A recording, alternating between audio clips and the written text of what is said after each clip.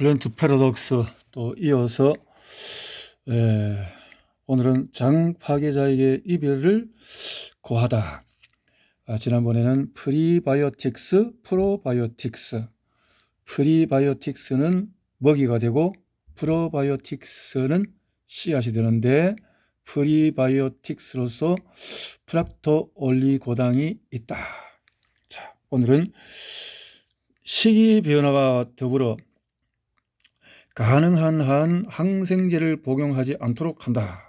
그렇지 않으면 반드시 의료인과 함께 건강 상태를 확인하도록 하라. 덧붙여 다음을 유의하자. 모든 제산제를 피한다. 필요한 경우 콜레이즈 텀스 같은 제산제를 이용한다. 이 프로그램을 진행하면서 속쓰림이 얼마나 빨리 사라지는지 확인하면 충격을 받을 것이다. 베타인이나 양아욱 뿌리를 먹거나 DGL은 글리시리진 성분을 제거한 감초 뿌리 추출물을 씹을 수도 있다. 소염제를 피하고 타이레놀로 대체한다. 타이레놀, 소염제와 타이레놀의 차이가 소염, 진통 이런 차이에 소염제에 해독이 없는 타이레놀을 필요 시에 사용할 수 있겠군요. 더 좋은 대체물은 5록신 보스웰리아 추출물이다. 나우의 디플레임과 MRM의 조인트 시너지 등 보스웰리아를 함유한 좋은 제품이 여러 가지가 있다. 추가적인 보충제. 식사 전에 어유 보충제를 복용하라고 조언했다. 좀 더 구체적으로 설명하자면 당신이 구할 수 있는 것 중에 DHA 함량이 가장 높은 캡슐을 복용한다. 하루에 약 1000mg이 필요하다. EPA와 DHA가 2대1이면 좋고 렉솔에서 만든 것은 1650으로 mg으로 되어 있는데 1000mg의 EPA와 550mg의 DHA니까 한 두 캡슐을 먹으면 시작하면 좋겠다 라는 답이 나오네요. 어유는 장내벽을 보호하는 것 외에도 해마와 대뇌 크기에 관련이 있다. 노화와 연관된 치매나 기타 신경계 문제를 피하는 데 중요한 도구다. 사람들은 대다수 비타민 D 결핍이 심각한 수준이다. 비타민 D는 장 건강을 회복하는 데 가장 중요한 요소다. 장세포, 줄기세포의 성장을 촉진하는 데 필수적이며 장세포, 줄기세포는 렉틴에 의해 손상된 장 내벽을 복구한다.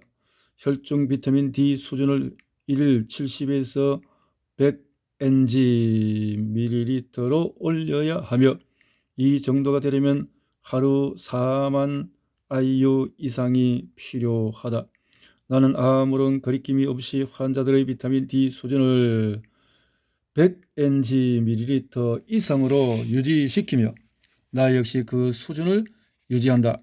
그렇지만 의료 전문가의 확인이 없는 한 처음에는 5천에서 1만 IU로 제한하라. 덧붙여 유의하자. 수치로는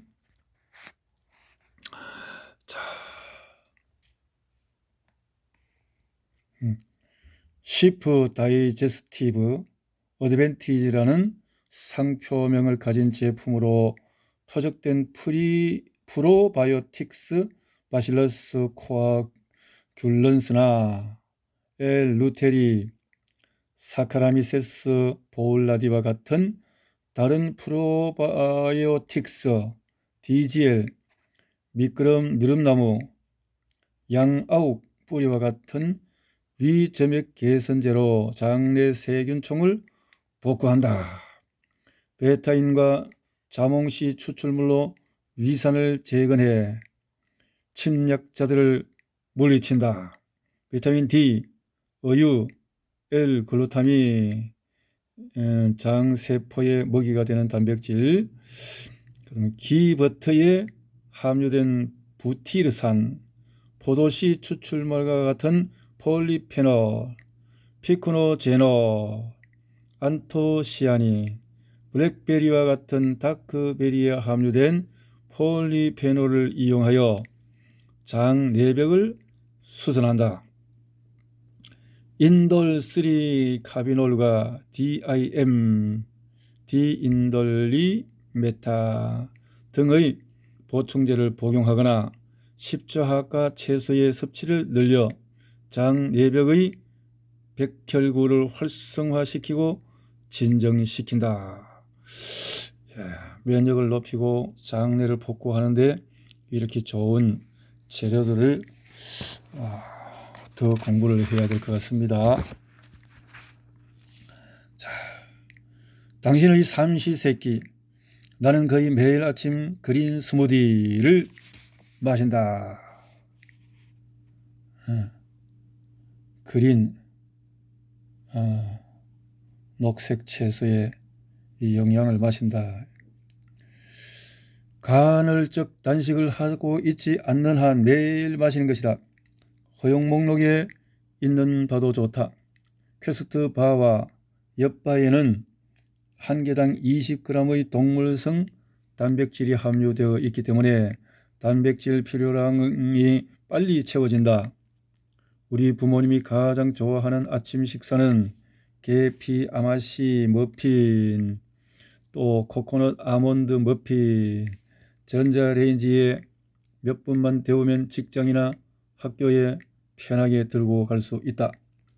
주말에는 바나나 팬케이크를 시도해보라. 마지막으로 방목 혹은 오메가3 달걀 2개나 닥터지 혼합견과 4분의 1 컵이면 아침 간식은 건너뛰게 될 것이다. 요구르트를 먹어야 하는가? 나는 플레인 코코넛 밀크 요구르트를 선호하지만 구할 수 없는 경우에는 플레인 산양 혹은 양젓 요구르트도 좋다. 아침과 오후에 간식을 먹을 수 있다. 홀리 과카몰리의 1인분짜리 유기농 과카몰리, 고추가 들어있지 않다. 이를 가지고 다니면서 먹는 간식거리다. 트레이더 조나 홀푸드의 저민 히키마를 사서 칩을 찍어 먹거나 패러독스 크래커를 구워 먹는다. 로메인 상추나 벨지안 엔다이브를 잘라서 유리용기나 스테인리스 스틸 용기에 담아 가지고 다닌다. 닥터지 혼합견과 4분의 1 컵을 먹어도 좋다. 견과류는 지나치게 먹지 않도록 조심한다.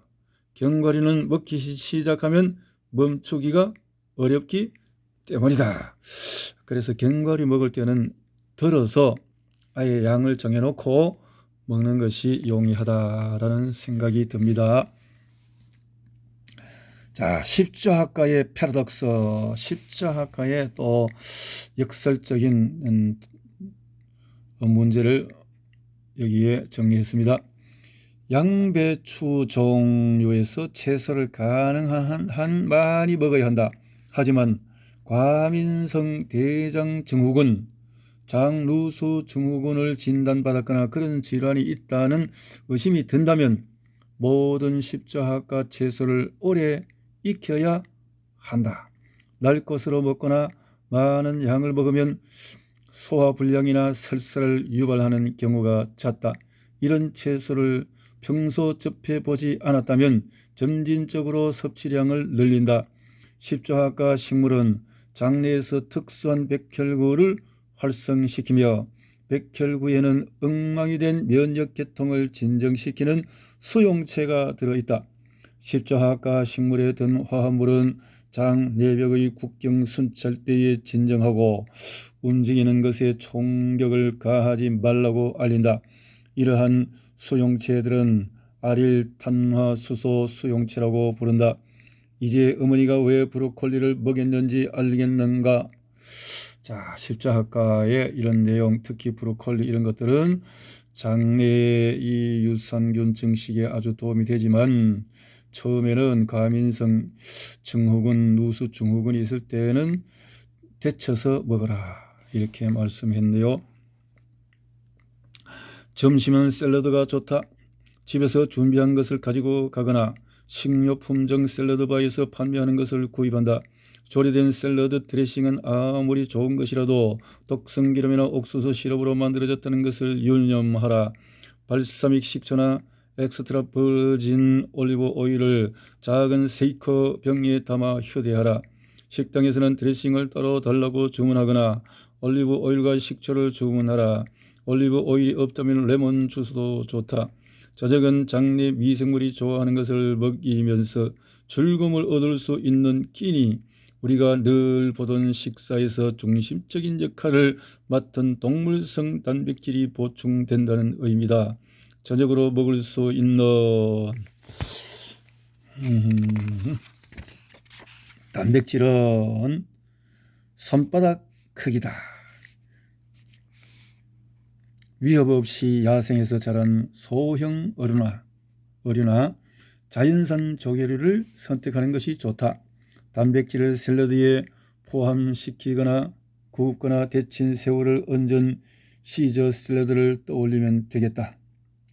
시라타 키누들, 켈프 누들, 미라클 누들, 카펠로 페투치니, 기타 허용되는 형태의 파스타와 함께 먹는 것도 좋다. 채식주의자들은 고기의 질감을 가진 버섯 유사 제품 콘을 먹어도 좋다.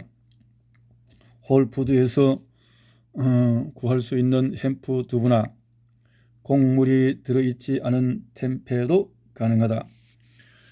자, 앞에서 언급했던 이런 렉틴이 들어갔지 않은 여러 가지 영양소들의 조합된 내용들을 설명해 놓은 것 같습니다. 특히 그 버섯에 대한 종류 유사 제품은 좋다라고 했네요. 이것은 경주가 아니다. 나는 환자들에게 계절을 따라 선택하는 채소에 변화를 주라고 한다. 사람들은 대부분 5가지, 6가지의 채소를 돌려 먹는 데 그친다. 그런 방식에서 벗어나 보면 어떨까? 채소는 각각의 독특한 생리 활성 물질을 가지고 있다. 채소를 자꾸 바꿔주면 장내 미생물에게 큰 기쁨을 줄 수 있다. 식사의 단조로움을 피하는 데에도 도움이 된다. 잘못된 영양 정보 때문에 저녁은 탄수화물 섭취와 연결되는 경우가 많다. 하지만 그런 조언에 당신이 중요하게 여겨야 하는 전분, 즉 저항성 전분이 포함된 경우는 거의 없다. 저항성 전분은 단단하게 엮인 당 분자 사슬로 당신이 가진 소화 효소로는 분해시켜서 흡수하는 것이 거의 불가능하다. 저항성이라고 부르는 이유도 그 때문이다. 이런 흡수되지 않는 당은 장의 깊숙한 곳에 도착한다. 거기에서 장내 미생물들이 맛있는 식사를 기다리고 있다. 장내 박테리아는 이 당을 단사슬 포화 지방으로 전환시켜 당신과 장내 세포에 동력을 공급한다. 깡패들은 이 당을 연료로 사용하지 못하기 때문에 굶주리게 된다. 허용 목록에 있는 다양한 선택안 중에서 고구마, 순무, 파스닙, 루타바가를 즐겨라. 장내 미생물이 고마워할 것이다. 고마워 고구마, 순무, 파스닙 이런 것을 먹어라. 단사슬 포화 지방으로 된, 다시 말해서 흡수가 되지 않는, 달달하게 빨리 흡수된다면 그것은 깡패들이 좋아하지만, 그러나 이 섬유질로 되어서 흡수가 되지 않는 탄수화물들이 이 좋은 유산균들이 생성될 수 있는 조건이 된다. 프로그램을 6주간 실천해 본 사람들은 대부분 자기만의 리듬을 찾게 된다. 당신도 그렇다면 건강을 위한 여정의 다음 단계로 넘어가도 좋다. 준비가 안 된 사람들은 이 단계에 좀 더 길게 머무르기를 바란다. 사실 꼭 다음 단계로 넘어갈 필요는 없다. 장내의 열대 우림을 다시 만드는데 1년이 걸린 환자들도 있었다. 당신은 그보다 더 긴 시간이 필요할 수도 있다. 여생을 이 단계에서 머무르기로 선택할 수도 있다. 사람마다 다르고 당신이 선택할 수 있는 방법은 여러 가지다.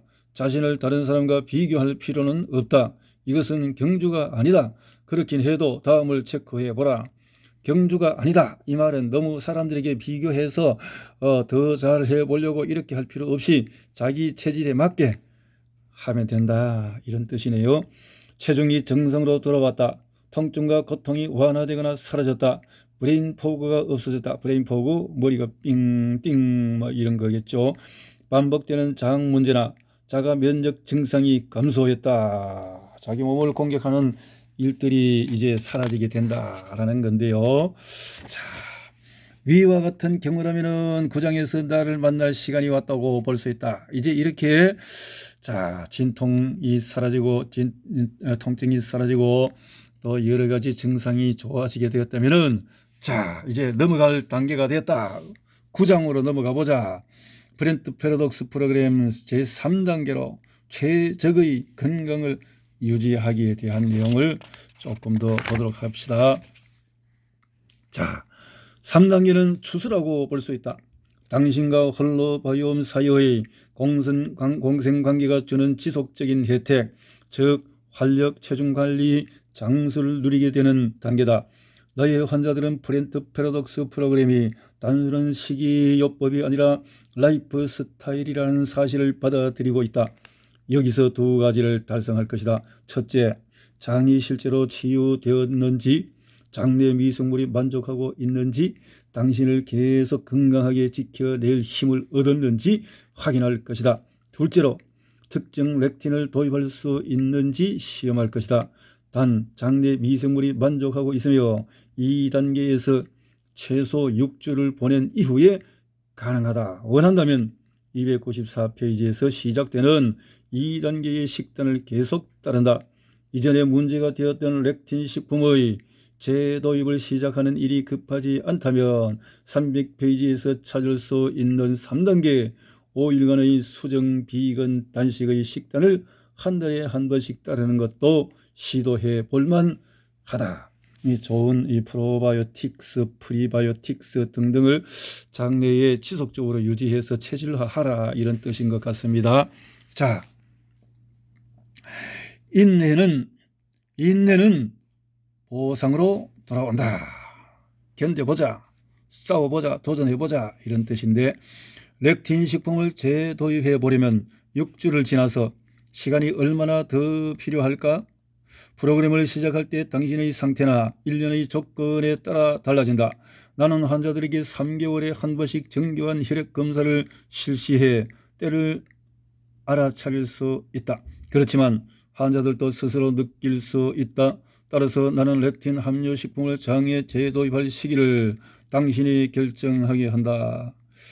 자, 이제 건강해지면 다시 렉틴 함유가 독소, 식물의 이런 독소들을 장내에 도입해도 어느 정도는 이제 이렇게 싸워서 이길 수 있는 장내 미생물이 회복되어 있기 때문에 그때까지는 견뎌보라. 장 운동이 정상화가 되었는가? 너희 환자들은 더 이상 화장실 휴지가 필요하지 않다고 말한다. 완벽한 형태의 똥에는 화장지가 필요 없다. 바르게 진행되고 있다면 렉틴이나 나쁜 미생물을 밀어내기 위해 묽고 형태가 부실한 똥을 만들어낼 필요가 없다. 이것은 일이 정상화되고 있다는 것을 보여주는 대단히 매력적인 지표다. 그러니까 변이 나올 때 매끈하고 아주 살찌감에 붙지 않을 정도로 매끈하게 그냥 빠질 수 있는 그런 변이면 아주 좋다. 관절의 통증이 멈추었는가? 브레인 포그가 사라졌는가? 피부가 깨끗해지고 여드름이 사라졌는가? 에너지 수준이 높은 곳에 도달했는가? 밤에 여러 번 깨지 않고 잠을 자는가? 과체중이었다면 옷 사이즈가 줄어들었는가? 혹은 저체중이었다면 옷이 좀 더 끼이는가? 살이 좀 쪘는가? 자, 이렇게 회복이 되어진다라는 건데요. 이렇게 되어지면 자, 질문에 대한 답이 노인 것이 있다면 이 단계를 너무 조급하게 떠나서는 안 된다. 당신은 아직 준비가 되지 않았다. 혹은 자가 면역 질환을 진단받았거나 의심이 들거나 편도선을 제거했거나 편도선이 뭐예요? 면역의 집합체. 갑상선 기능 부전이거나 관절염이나 심장질환이 있거나 만성적인 부비강 문제가 있거나 부비강의 비염 같은 것들이 만성적인 것이 아직 사라지지 않았다면 이 말이죠. 렉틴에 극히 민감한 사람이라면 금지 목록에 있는 식품을 지속해서 피해야 한다. 나는 무해해 보이는 작은 실수로 인생이 뒤바뀌는 것을 정말 자주 목격했다. 자, 이런 독소들을 먹었을 때 아주 민감하게 아직도 장내에 어떤 것이 있다면 아직은 좀 더 견디면서 지속적인 이 프로바이오틱스, 프리바이오틱스의 작업을 해야 될 것이다 라는 건데, 이 단계에서 나는 당신이 평생 지킬 수 있는 라이프 스타일을 갖추도록 몇 가지 기술을 가르쳐 줄 것이다. 또한 소위 장수 마을 사람들이 공유하고 있는 비결과 당신이 실행에 옮기게 될 원리가 사실임을 이해하기 쉽게 증명할 것이다. 그들은 대부분 형식적인 검사로는 알 수 없는 놀라운 유사성을 가지고 있다. 서로 다른 식습관을 가진 것처럼 보이지만 사실 그들은 일관된 식습관을 가지고 있다. 동물성 단백질의 제한적인 섭취다. 여러 연구들은 장수가 최소한의 고기, 가금류, 심지어는 생선까지도 섭취량을 최소한으로 하는 것과 상관관계가 있다고 입증한다. 이런 종류의 단백질 과다가 되지 않도록 해야 된다라는 사실인데, 마지막으로 나는 흔히 간헐적 단식이라고 말하는 관행을 채택하는 경우 2마리 토끼를 다 잡을 수 있다는 것을 보여줄 생각이다. 여기에는 식사 사이의 시간을 주기적으로 늘리거나 매달 혹은 매주 특정 기간 동안 단백질 섭취와 전체 열량을 제한하는 방법들이 있다. 이제 간헐적 단식에 대해 단계별로 설명하겠다. 자, 이 간헐적 단식에 대해서 식사를 하면서 할 수도 있고 시간적인 이 간격을 잡아서 간식을 하지 않는 이런 방법 등등이 있습니다. 또 다음에 넘어가서 보도록 하겠습니다.